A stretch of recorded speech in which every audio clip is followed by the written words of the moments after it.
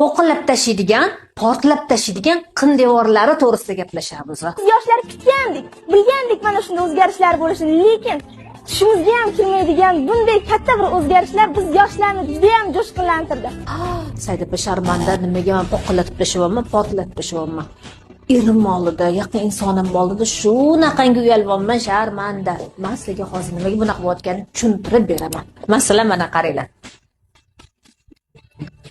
Половой орган.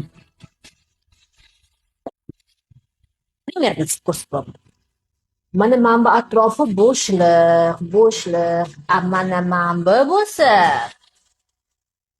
bu erkaklarning jinsiy apparati.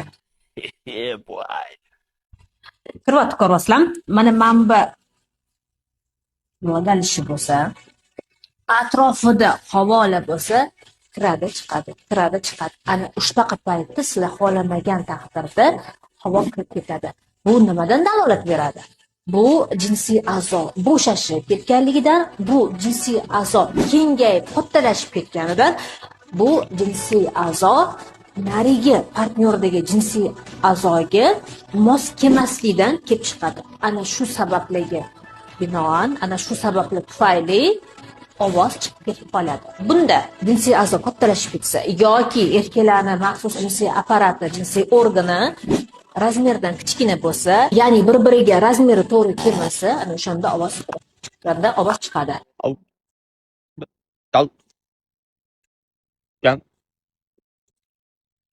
Например, sportga borganinglarda, sakraganinglarda poq etib ovoz chiqib ketib qoladi, jinsiy aloqa qilganinglarda poq etib ovoz chiqib ketib qoladi, orqa chiqaruv teshigi emas, oldin chiqaruv teshigidan o'zingizlar xohlamagan taqdirda ovozlashib ketadi. Oddiy yoga, sport mashqlari o'tirib turganda juda ham ko'pchilik ayollar o'zi, kelinchilar o'zi kelishadi. Saydab o'tirib turganimda, har xil ishlar qilganimda ovozlashib ketyapti. Yoki o'tirib turayotganimda, namoz o'qiyotganda tahoratim buzilib ketyaptimikan deb ham o'ylab qolaman ovoz chiqqanda. Endi men fatvo berish niyatim yo'q. Buni baribir ulamolardan so'rab olish kerak, ota-onalardan. Tahorat buziladimi yo'q, u narsani men bilmayman, lekin ko'plar shu murojaatda ovoz chiqib ketyapti, namozlarimda o'tirib turganimda ovozlashib ketyapti degan ayol kelinchilik qizlarimiz ham bor. Xullas yo'li kegel mashqlari. Xullas yo'li lazerni protsedura.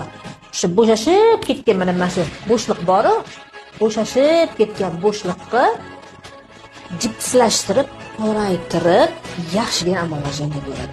Eslicha lazer muolajasiga murojaat qilsanglar, malakali ginekolog bilan bu muolajani amalga oshiramiz. Rezultat real.